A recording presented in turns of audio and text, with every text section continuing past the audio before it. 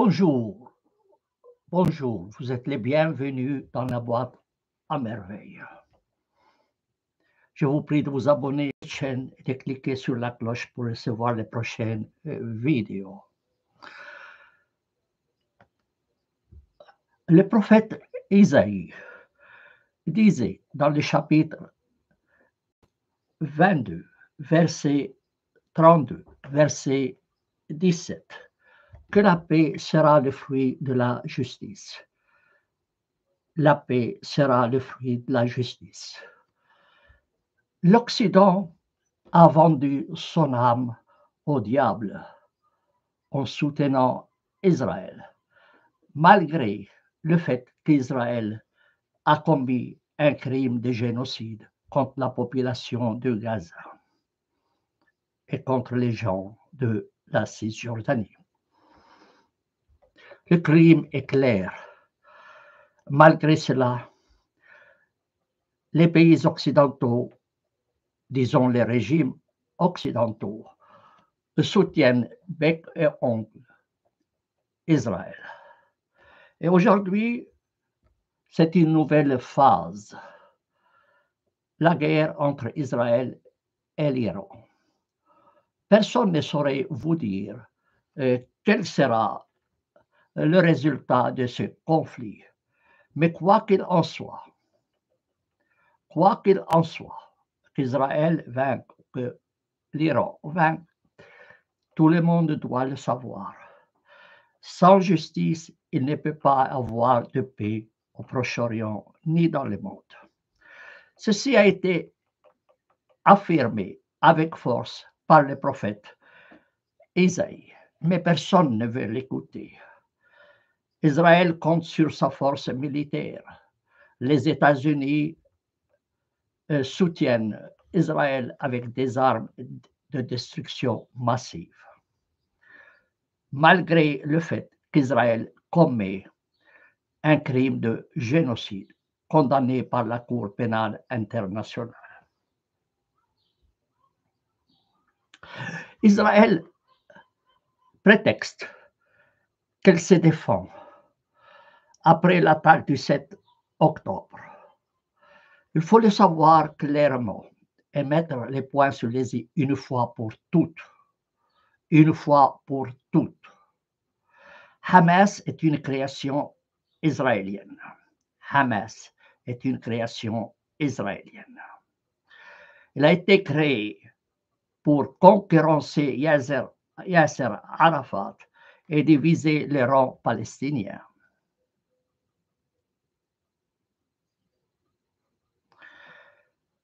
Ce qui s'est passé le 7 octobre n'est qu'une mise en scène, macabre de la part d'Israël. Quelques jours avant l'attaque du 7 octobre, Israël a retiré son armée de la frontière avec Gaza. Israël a retiré son armée de la frontière avec Gaza quelques jours avant l'attaque du 7 octobre. Et son aviation militaire n'est intervenue que tardivement, lorsque Hamas a pu pénétrer les frontières israéliennes. Certes, il y a eu des victimes juives dans cette affaire, mais Israël se fout des victimes. Se fout des victimes. Ce qui l'intéresse, c'est de réaliser son rêve. Son rêve, c'est de vider Gaza et la Cisjordanie de ses habitants pour pouvoir prendre possession de leurs terres et de leurs biens. Hitler avait pour but de rendre l'Allemagne sans juifs. Pour cela, il a créé les camps de concentration à l'extérieur de l'Allemagne. Israël fait de même. Elle voudrait que la Palestine soit sans Palestiniens. Hitler et Netanyahou sont les deux facettes de la même monnaie. Celui qui croit le contraire se trompe gravement. Donc, je vous ai dit, Hamas est une création 100% israélienne. Et le 7 octobre n'est qu'une mise en scène macabre de la part d'Israël pour justifier son crime de génocide contre la population de Gaza, qu'elle a réduit en ruine. Cette arrogance israélienne, soutenue par une politique criminelle des régimes occidentaux, et je le répète, arrogance israélienne soutenue par une politique criminelle des régimes occidentaux, n'amènera jamais la paix au Proche-Orient. Sachez que jusqu'à aujourd'hui, Israël refuse de créer une commission pour enquêter sur ce qui s'est passé le 7 octobre.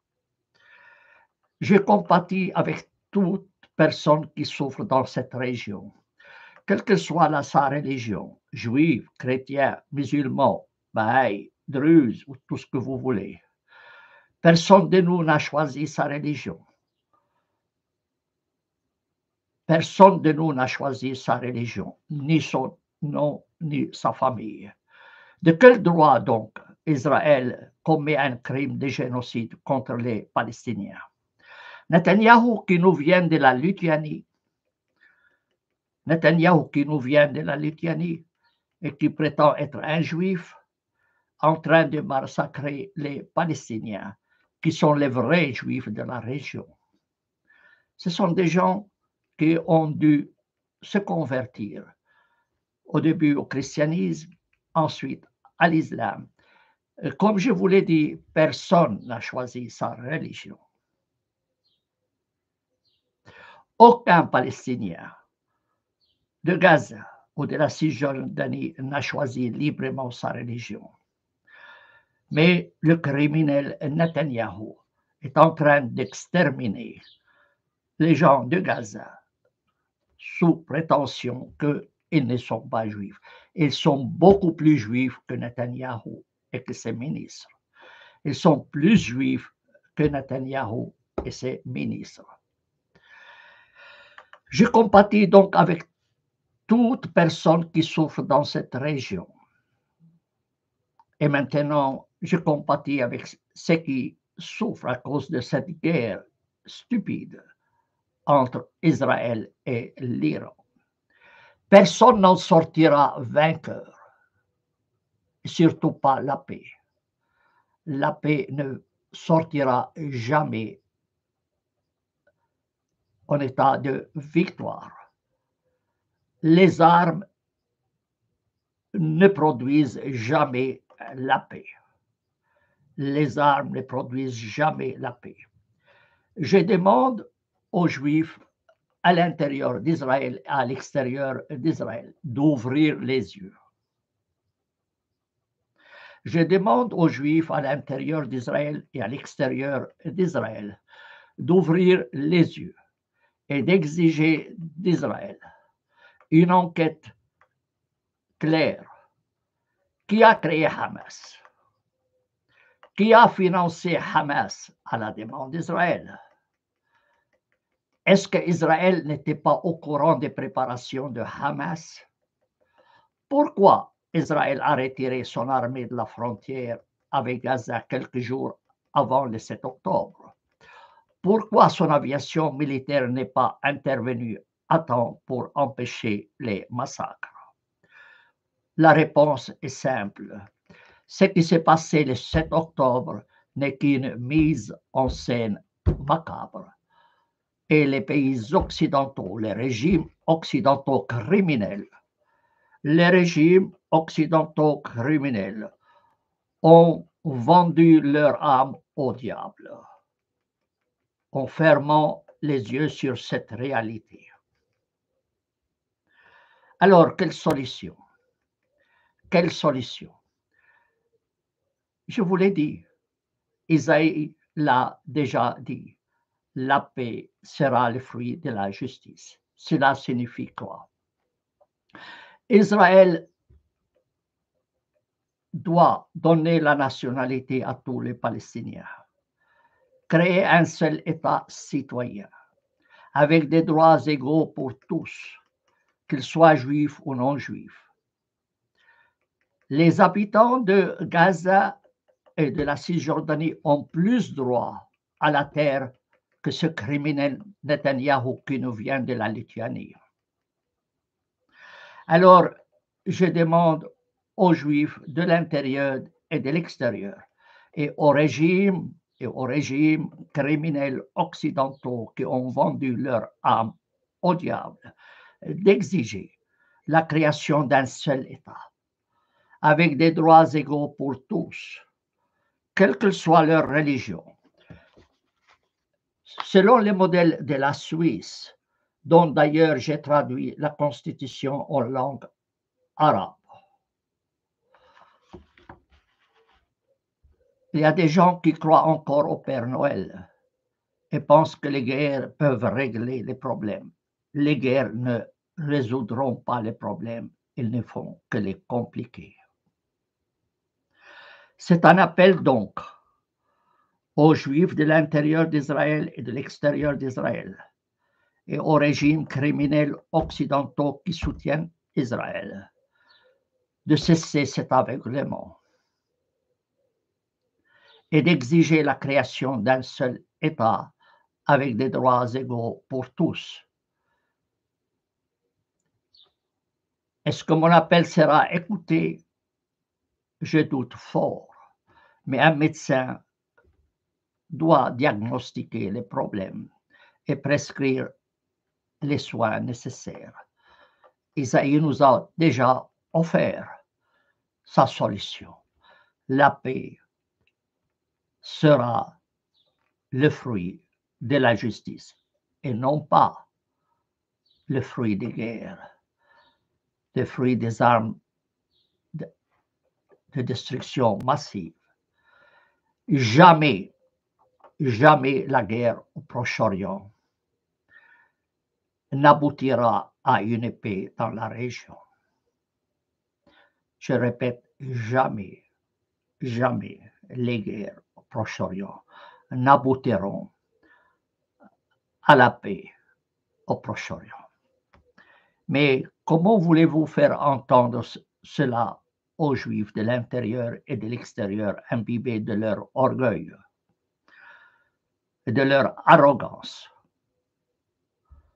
Comment faire comprendre cela aux dirigeants criminels occidentaux? On dit quand on est fou pour longtemps. Quand on est fou pour longtemps.